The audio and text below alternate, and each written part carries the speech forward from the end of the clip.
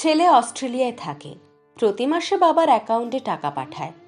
বাবা সেখান থেকে কিছু টাকা তুলে সংসার চালায়, বাকি টাকা জমা থাকে অ্যাকাউন্টে। গত 2 বছর এভাবেই চলেছে তাদের সংসার।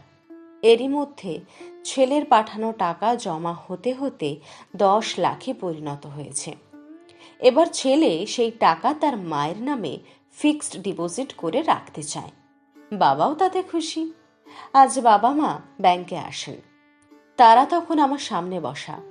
এই সময় ছেলে আমাকে ফোন দিয়ে অনুরোধ করে আমি যেন পুরো 10 লাখ টাকা তার মায়ের হাতে কিছুক্ষণের জন্য তুলে দিই। সেই ছেলের কামাইয়ের টাকা নিজের হাতে ছুঁয়ে দেখবে। তার কথা শুনে আমি কিছুক্ষণ চুপ হয়ে গেলাম। মায়ের সেই ছোট্ট খোকাটি আজ অনেক বড় হয়েছে। সে কেবল তার কামাইয়ের টাকা পরিমাণ বা সংখ্যা দিয়ে মাকে বোঝাতে চায় না, মায়ের চোখে দৃশ্যমান করাতে চায়। দেখো মা, এই টাকা তোমার খোকা তোমার জন্য জোগাড় করেছে। ছেলের কথাগুলো শুনছিলাম আর মনে মনে ভাবছিলাম ছোট্টবেলায় বীরপুরুষ কবিতাটির কথা। মনে করো যেন বিদেশ ঘুরে মাকে নিয়ে যাচ্ছি অনেক দূরে।